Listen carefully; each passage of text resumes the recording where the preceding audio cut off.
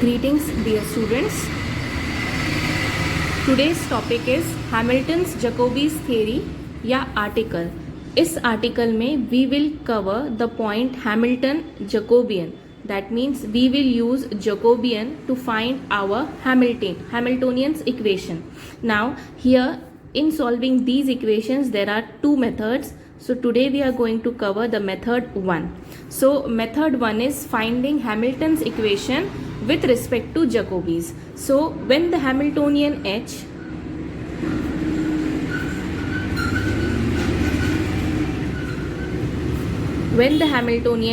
is conserved,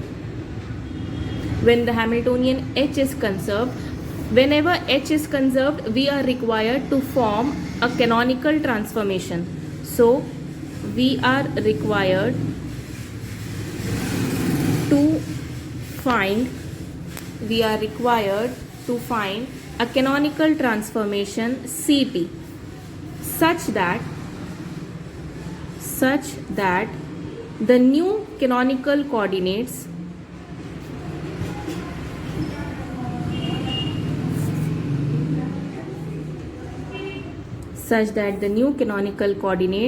capital Qi are all cyclic. Now we already know what do you mean by cyclic. That means their partial derivative will be equals to 0. That means they do not actively take part in the system, and this means then the new Hamiltonian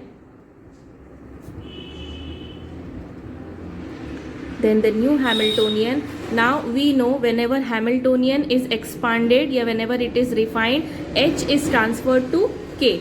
So H is transferred to K या H dash is transferred to K dash. So the new Hamiltonian will be your K, and it will contain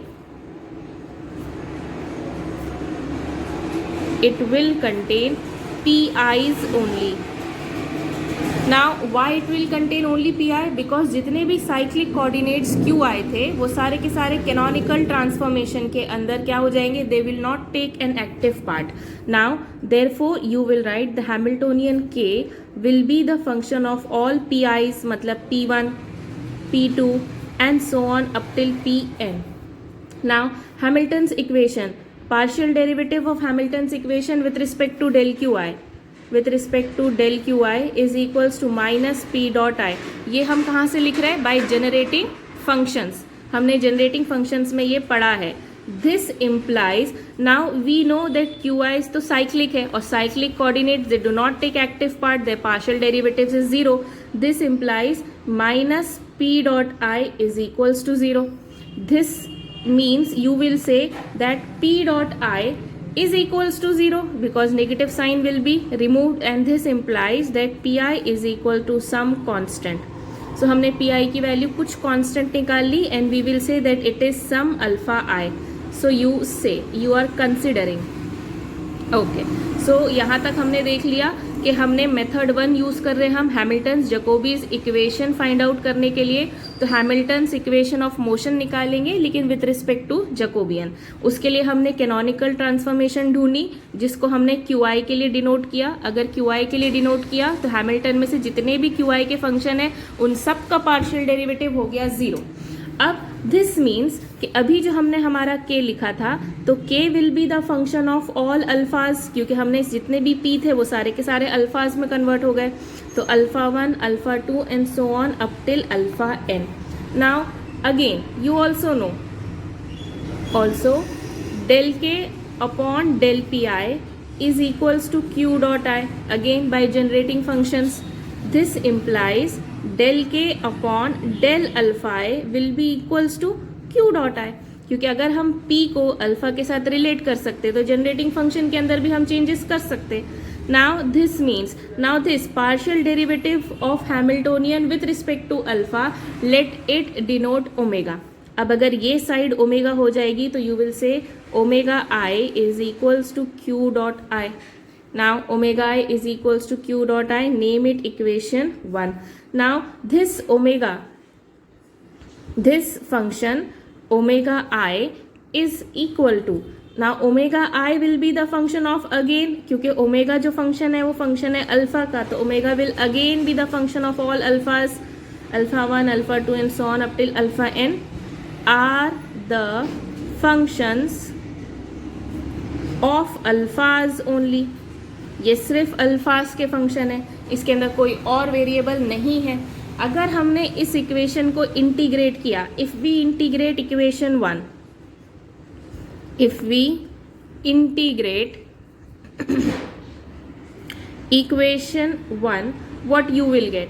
अगर हमने integration किया तो q dot I का integration Q I हो जाएगा, क्योंकि partial derivative integration में रिमूव हो जाता, तो I will write Q I is equals to omega I, और हमारा डेरिवेटिव हमारा integration with respect to time T होगा, with respect to time T होगा, तो q डॉट आई का इंटीग्रेशन हो गया क्यू आई, और ओमेगा आई का इंटीग्रेशन होगा ओमेगा आई इंटू टी, क्योंकि ओमेगा इज अ कांस्टेंट, और plus some constant of derivative. वो कांस्टेंट ऑफ डेरिवेटिव को हमने बोला कि सपोज ये बीटा आई है, तो where beta I is constant of integration, it is a constant of integration. now this beta I, ये बीटा I की वैल्यू हमको हमारे वेरिएबल में डिटरमाइन करनी पड़ेगी, so we will say where beta I is the constant of integration and determined, and it is determined by the initial conditions. Now what do you mean by initial conditions? अगर हमको beta आई की value determine करनी है कोई भी integral function में, हम क्या करेंगे, हम बोलेंगे कि put omega T is equals to 0। अगर हमने q और ओमेगा की वैल्यू 0 डाली तो हमको हमारी बीटा की वैल्यू डिटरमाइन करके आएगी, तो you can find the value of beta with respect to initial conditions. इन दोनों कंडीशंस में से हमने अगर वैल्यू सब्सिट्यूट करी, अगर हमने ओमेगा और q की वैल्यू सब्सिट्यूट करी, तो फिर हमको हमारा जो कांस्टेंट ऑफ इंटीग्रेशन है उसकी वैल्यू मिल जाएगी।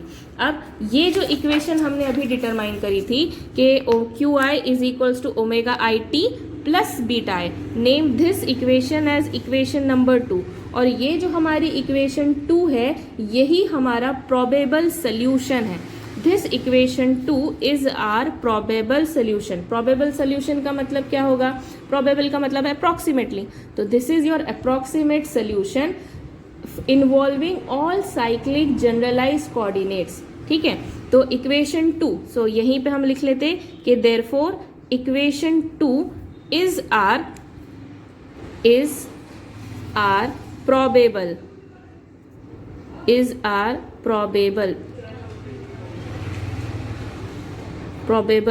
solution. It is our probable solution which contains या